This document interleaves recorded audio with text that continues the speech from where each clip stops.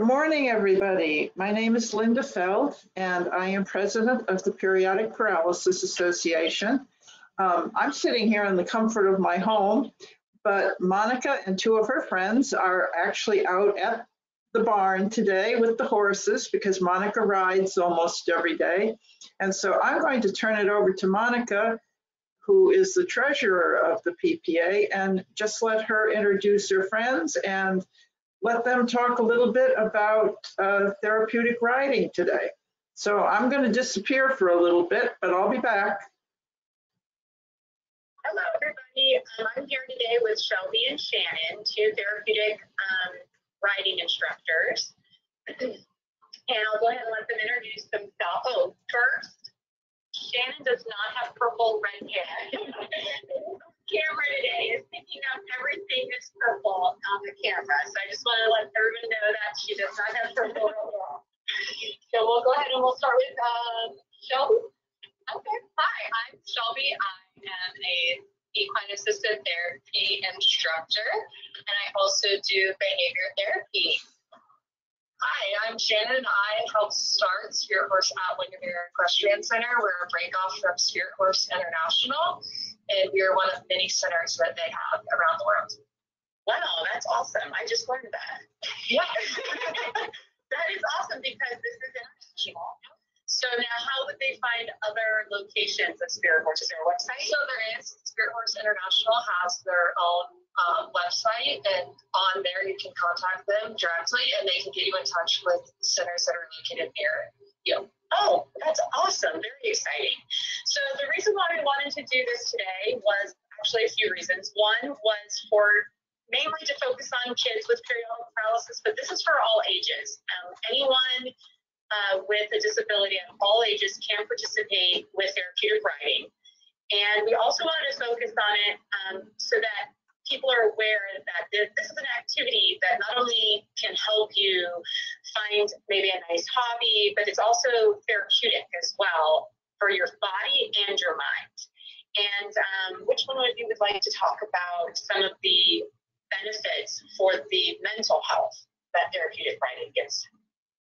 I'll let you start. Okay. So therapeutic riding is very well for your entire body. However, mentally, it can help with a lot of different stuff. With SpiritHorse, we focus more on making a connection with the horses and helping it connect with people in your life, family, friends, helping them. So like communicating, a lot of it is we help them learn a new way to communicate with others through using the animal first, and of course incorporating family and siblings that like to come in and on help. So it does really help them figure out a better way or their own way to communicate with other people and animals, as well as that kind of trickles down into a behavior aspect of it, as they have their own outlet and their own form of identity with this horse. You'll see a lot of other maybe self-stimulatory or self-regulating behaviors dwindle down a little bit because they have found a little bit of their niche, or they're less frustrated because they have this form of communication, they have these new connections and socialization, that it kind of brings a little bit of peace to our own world and brings the rest of the world down so we can handle it. So it's like, it helps with anxiety, definitely a lot of anxiety, a lot of self-esteem, confidence, pride. It gives you a sense of self. Exactly, right. I mean, I've noticed that. I was instructor for years, but I noticed that with just all children, all riders, right? Have that sense of accomplishment, self-esteem. And then what about now, sadly with periodic paralysis, oh, sorry, oh no, I'm losing everything. There we go, sorry. There we go. With periodic paralysis, unfortunately, many of us have PTSD. It comes from, one, you never know what your body is going to do. So you get very nervous when you get in social surroundings because you're like, what if I have an episode? I'm going to be embarrassed, or, you know, is anybody going to be able to help me? And then also with hospital settings, you know, it can just be very scary, especially when the doctors and nurses around you have no idea what's going on. So a lot of people with periodic paralysis tend to have PTSD, and so did the kids. So I know that in other situations they've used therapeutic riding, but it's not just the riding, correct? It's also just being around the horse, brushing the horse, handling the horse. Just having the farm, I think, in general, doing activities out here, whether you're actually with the horses or the many other animals that we have out here, you're making that connection, and you're with animals, and like they're animals, they're not judging you. They don't, if you have an episode or you have a breakdown, they're there, they support you and they don't judge you, which is nice and makes you feel a lot more confident about everything in life. Right. That's awesome. And so, speaking about the horses and them not judging us, one of the things I think that we might want to touch on is what makes these horses so special for this job. Yes, so a lot of our special hearts or our awesome souls that we use are horses to help us do our wonderful work. They do a lot of the work. It's their personality, their years and years and years of training, and have already been exposed to ample amounts of children and adults from all ability ranges to eventually qualify to make it into our program to be safe enough and sound enough to use for any and all abilities and disabilities and characters. So that's a very important part of this, is that we want to make sure everyone understands that not all horses are qualified to help people that have special needs. And so, you know, when you are looking at a program, or if your uncle has a horse in the backyard, we're not recommending you go try to handle that horse or try to ride that horse. Definitely seek out professionals that know what horses qualify for this type of therapy, riding, or activity, so that you can be safe and your child can be safe as well. Absolutely, because not all of the horses are the same. We have some horses here that are better at ground therapies than riding therapies, and then we have some horses on our farm that we cannot use at all for a therapy program, and they have not passed the test in their life yet to have that cool job. And this is one they have to pass the test. She's over here testing them with the paper and everything. They're screaming and having meltdowns with it, and making sure that they're okay and not running away from us. Exactly. We make sure they're good motivated. That's how we work with everyone. Yes. Well, very good, very good. So let's start with a few of these slides that we have. I'm going to move my picture box over here so that we can see. And so here's a perfect example of two different riders with different abilities. And let's touch a little bit on this, because with periodic paralysis, there's many different levels of mobility, and it can change from day to day. And you guys are trained in order to be able to adapt to that situation, right? So, like, say for instance, myself, if I was riding with you one day, and then maybe the next week when I come, my mobility isn't as good, and maybe I can't mount as well as I did the first time, or do as much, you would just adjust the program for that day.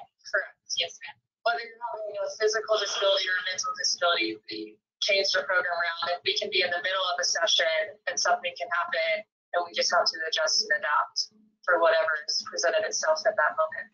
Perfect. Yeah. You kind of have to go in with the A, B, and C plan, just in case. Just in case, exactly.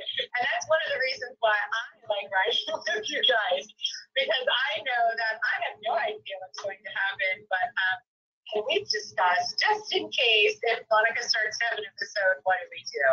So, and again, that's something that the parent or the person, if they themselves are doing the therapy is to let their instructor know, hey, listen, this is what can happen. These might be the precursors to that happening, so that you guys are maybe looking for them. Because sometimes people see it in me before I actually know or accept that it's happening. Yeah. So, but it's great because that's the other thing that I love about this activity is it's not like soccer or any of those very physical. You can participate even if your mobility is not very good that day or is never really that good. You can still always participate. Now, so Pedro, is it Pedro the donkey? Pedro is the donkey. So besides the therapeutic horses, you also have other animals that the kids can interact with. And that's you. Okay. We have Pedro the donkey. We have Lollipop, who's a miniature horse, so she's kind of good for the smaller kids, or if you're intimidated by the larger horses. Lollipop is a good one just to kind of get out and play with because she's about the size of a large dog, extra large dog. And then we have Lucy, our African land tortoise. We have 2 goats and 3 pigs now. 3. Yeah. The tortoise is a really popular one too. Everyone's obsessed with the tortoise. Maybe it's the very positive, low energy. Yeah. All the energy you provide.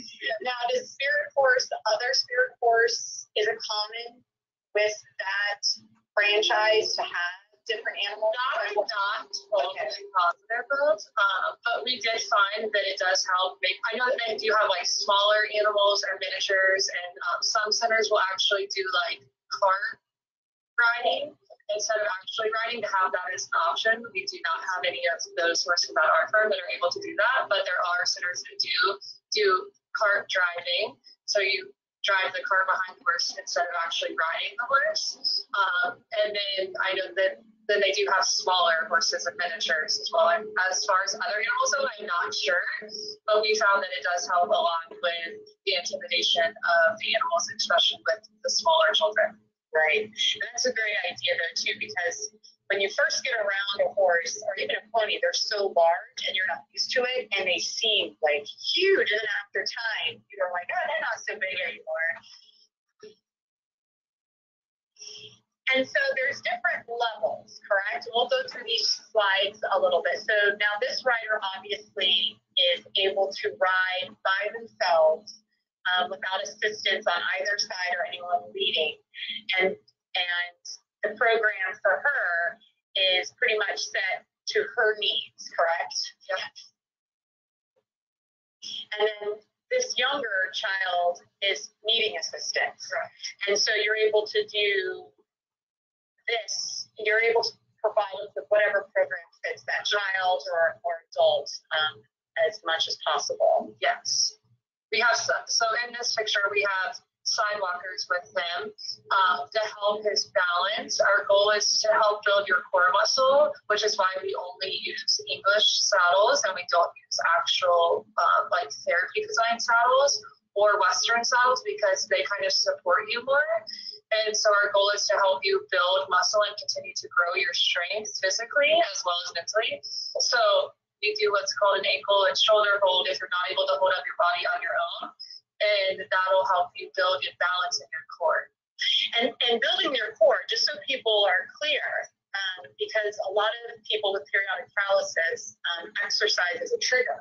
But we're not talking about like stomach crunching. We're talking it's just sitting. Right. So you're simply sitting, and the movement of the horse engages those muscles enough that you start to build some core muscles. It's very similar to if you're able to walk and you're moving your body, except for you're just moving it a little bit.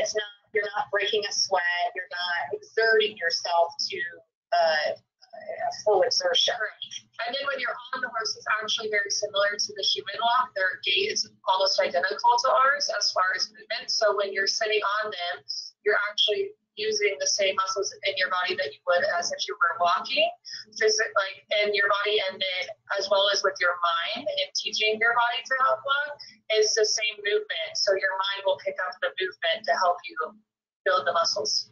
That's awesome. I didn't even think of that, because So like say for instance, sometimes people with periodic paralysis, they can get kind of stuck in episodes that just string along, and sometimes it's months, sometimes it's even years. And then once their body starts to get a little bit more under control, they're weak now. Right. And this would be a great exercise for them to maybe start being able to rebuild those muscles so that they can walk a little bit further without the full exertion of having to walk the wrong way. That's awesome. Well, I'm learning a whole lot today. Whole lot. And then here we are again with some kids that have different abilities. And let's talk a little bit about, now, unfortunately, there are some children and adults that end up permanently or for periods of time in wheelchairs, but they can still participate. Absolutely. That's awesome. So it's not the same. So like say for instance, if I was coming every week and now I'm having a few bad episodes, I can still come and maybe groom. I might be able to still ride if I may need assistance to get on, to get off. Yeah. That's awesome. So we have, on our farm, we have the therapy ramp right now to help get onto it. It's wheelchair accessible. And then some centers have actual lifts designed to help lift you on the horse. And we use gate belts and stuff to transfer from the wheelchairs to the horses, as well as assistance from side walkers. Family members that are involved will help us as well to get you on the horse safely, and then you're able to ride. And that's, I think, very important. I start to get emotional whenever I start talking about losing mobility, because so many people with periodic paralysis, they haven't lost full mobility, most of them, but they do lose things every day. Like I was able to climb stairs, and now I'm not able to climb stairs. Or I was able to, walk 2 miles, and now I'm not able to walk, through my house. And so I think it's always important to try to keep what you can. And this allows you to keep certain things, and maybe even gain if maybe you were doing a different sport, and maybe now this is going to be your activity is therapeutic riding. So that's always a beautiful thing to know. Even Shane Christopher in the left picture on the slide, he rides as well with us almost weekly, and his family helps him, his sister helps him, both his parents help, and it really does give him a sense of freedom. And he gets to look down like us, and it's a complete change of scenery. Like you'll see him just light up. He lights up the whole barn, and even at clients he hasn't even met yet, he'll just wheel up. He sees his horse, he sees clients, he's making friends. It's awesome to watch his whole world light up and change just from one day a week. And now is that Bella? That is Bella. Oh. Now is he Bella who he rides all the time? Sometimes our raindrop we use some of that. Oh. Well, this is awesome. Let's see, what else do we have? And now, is this him? Yep, Angeline. Wow, okay. He's always riding in style. Sunglasses. And so now he has sidewalkers. Correct. Okay, so his mobility, now that's even, like say for instance, if there's a person who we're not quite sure how strong they are or what they may need, you can always have side walkers next to them. If they don't need them, then they don't need them, but they're there just in case. Okay. Even if it's a mental crutch as well, to have extra hands on deck just in case we're feeling a little wobbly or we're not feeling very confident and center with ourselves. That's a very good point, though, too, because sometimes it can be very intimidating to be on an animal and walk around, especially when you don't know the limits of your own body, and just knowing that, all right, but if anything does go south, I have people around me. And that, I bet, helps a great deal with the PTSD part of it, though, too, is knowing that you have that moral, physical support if something was to happen. God's reassurance. And I think, though, too, what you touched on earlier, so too, Shelby, was about how horses can also help you learn how to communicate. And with kids, I think even as adults, we struggle, right, to communicate, And then as a child, especially if you have a disability, it must be even more challenging to be able to communicate, not only with your parents, but with your peers, being able to say, well, I have a disability, or even wanting to say that you have a disability, especially one that's like periodic paralysis, where sometimes you can hide it for a long time. And one of the cool things I think is cool, and I guess it's because I'm a horse person, is horses can also have periodic paralysis. And I think that that's a great way when you're coming into the horse, I don't want to say industry, but the horse hobby. When you meet other people that are in horses and you speak about, they call it HYTP, you're probably going to find that most people are like, oh yeah, I've heard of that in horses. Where in your normal life, walking around, even your own doctor's like, I have no idea what periodic paralysis is. And then you walk in a barn and half the people are like, oh, I know exactly what that is. And it's kind of like, what? These are my people. They know exactly what I have. They've just never seen it in human form. But I always think that's so interesting. And when I was originally diagnosed, even though I had been in the horse industry for years, they had told me, you have periodic paralysis. And I was like, I've never heard of that. And then I was speaking to my horse friend, and I'm like, I have periodic paralysis. And he's like, oh, that's HYPP. And I was like, what? He's like, yeah, horses have that. And I'm like, oh my gosh, how did I know? It's just the term is different. And then he wanted to let me know that it's not contagious. And I was like, yeah, I know, it's genetic. I know I can catch it from one of the horses. But of course, he was kidding. But he made light of a very, hard topic on that day. But so not only do the horses bring you the therapy part of it, but they also are relatable. The people that are in horses probably have a little bit better understanding of what periodic paralysis is. At least they've heard of it. I always like to, that always comes right back to it.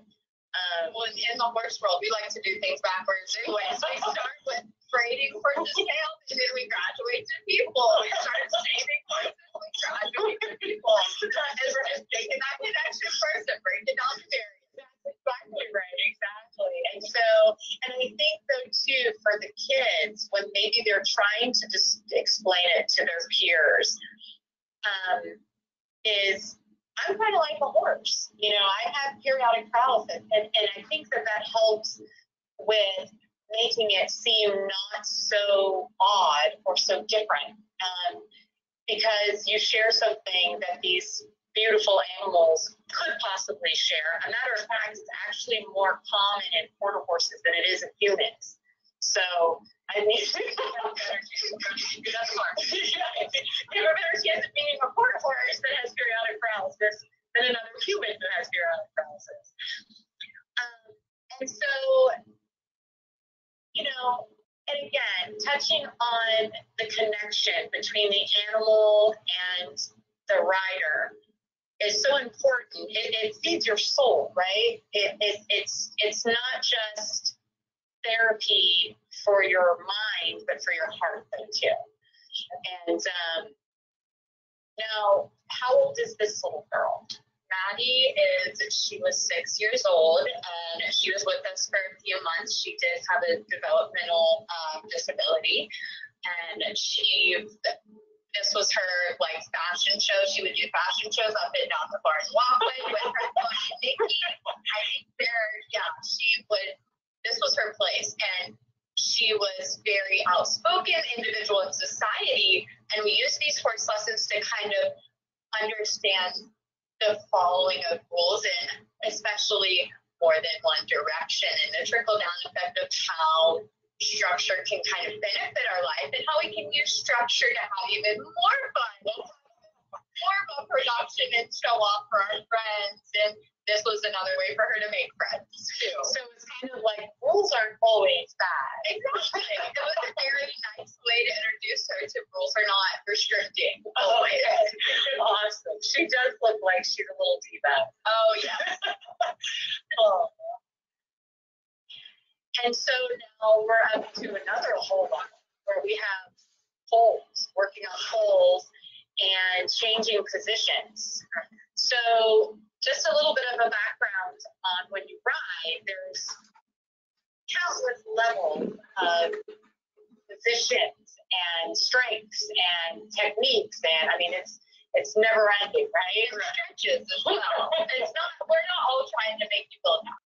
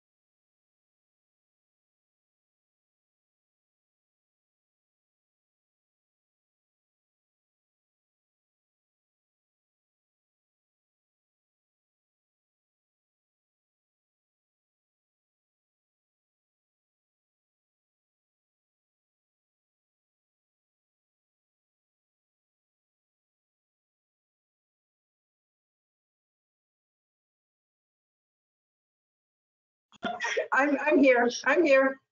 All right, I am here. Try to open up my screen. I am horrible at this. Oh my gosh, I did it. Okay. There you go. Did we have any questions, or do you have any questions for these? Oh, I have it's so exciting to me because I've always had a great love of horses. And, you know, back when I was a teenager in high school, I had friends who had horses, and I never rode, you know, to any great extent, but I'm even going back to just being a child, my greatest thrill was to go for a pony ride. So being around horses is just something that I find, I don't know, it's very relaxing to me. And, you know, I think that the horses are beautiful. And I loved hearing what you were saying today about building your core strength, because that's actually my main problem is my core strength.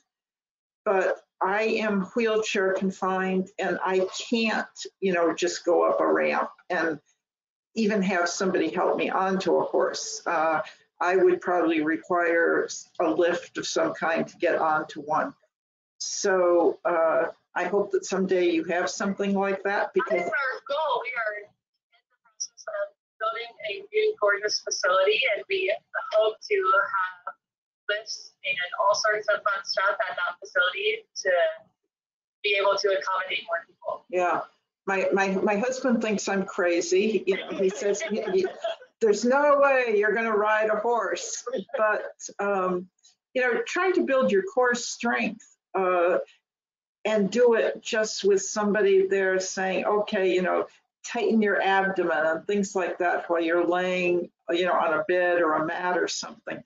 It's not anything the same as having your mind taken off what you're doing by being on one of these beautiful animals and feeling the connection to them. So I just have loved what you said today.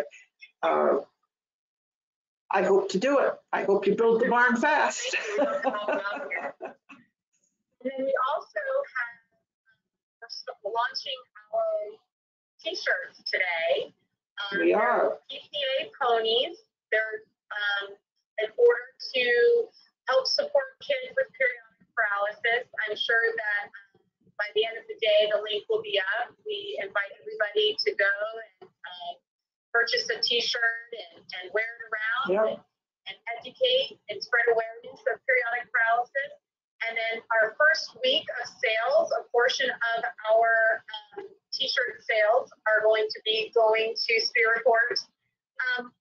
We hope that we're able to now, not all of your students pay out of pocket, correct? Some of them you provide scholarships, well, you raise money so that you can provide. Can you touch on that a little bit? Yep, so we have, we're a nonprofit as well, so we, people make donations to us, and they make what's called restricted donations, so it can go, instead of helping go to the care of the animals, it can go directly to helping fund a scholarship for different people that want to participate that can't afford it. So awesome. So they can donate for scholarships, or they can even donate to the care for the horses as well. Awesome. And then, do you have any links or anything that we can post? I believe there's a link on our website, but I will have to double check because the technology is not my side. Mine either. But if there is one, we will make sure to link it to this webinar on our website. So do we have any questions, Ms. Linda? Well, we've lost a couple of people along the way, but we do have someone by the first name Lobsang here. And Lobsang, I unmuted your microphone, so if you have any question that you'd like to ask, please feel free. And if you don't want to say anything, you don't have to. The PPA is here for you. So if you ever need us, please just contact us and we'll try to answer any questions that you have.